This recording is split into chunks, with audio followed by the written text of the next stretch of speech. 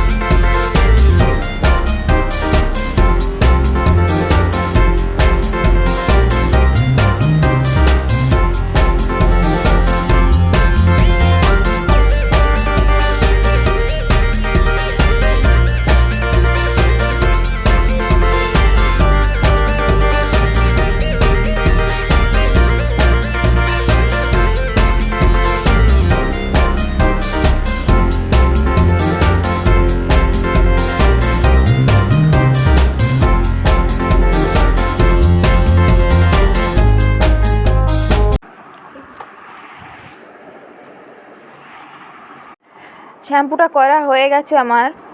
Shampoo করা হয়ে গেলে হেয়ারটা টাওয়াল ড্রাই করে নিতে হবে, একেবারে শুকনো করে নেব না আমরা। এই হালকা ভিজে চুলেই স্পা ক্রিমটা লাগাবো এবার। তো স্পা ক্রিমটা লাগানোর আগে ভালো করে হেয়ারটা কম করে নিতে হবে এবং তেল কম দিয়ে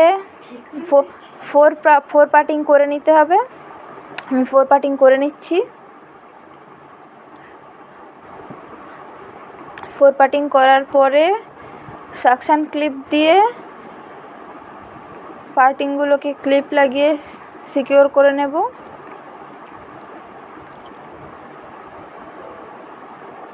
লরিয়ালের হেয়ার স্পা ক্রিম ইউজ করছি। মার্কেটে সহজেই পাওয়া যায়, যে কোনো স্টেশনারি দোকানে পেয়ে যাবে। আর লরিয়াল ছাড়াও অন্যান্য কোম্পানির স্পা ক্রিমও পাওয়া যায়, ম্যাট্রিক্স।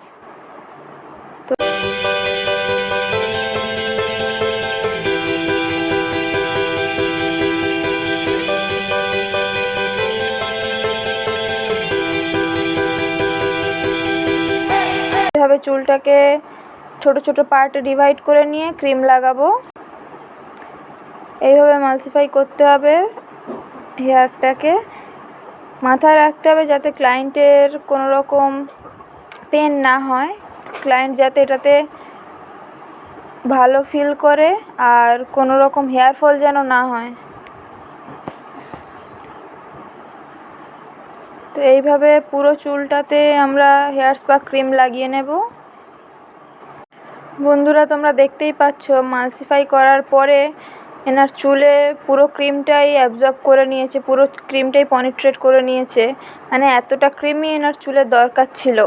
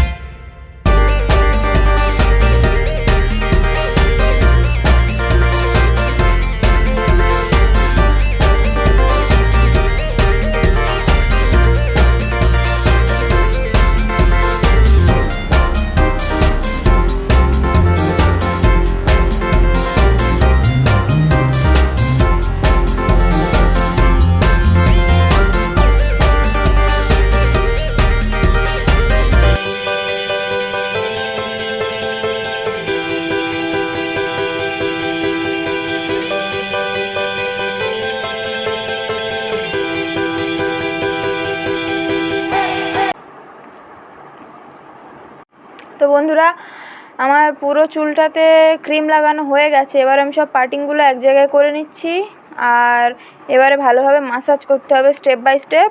তো মাসাজের স্টেপগুলো তোমরা দেখতে থাকো। আমি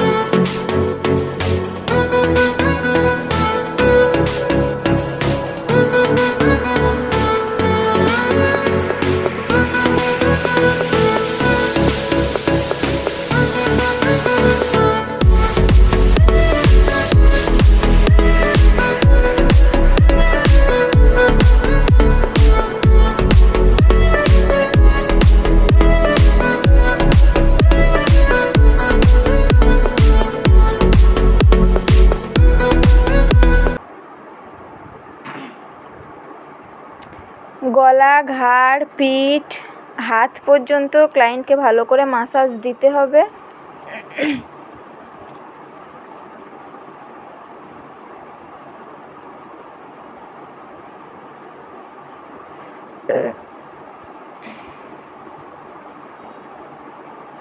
এবার আমি সব চুলগুলোকে সিকিউর করে দিলাম।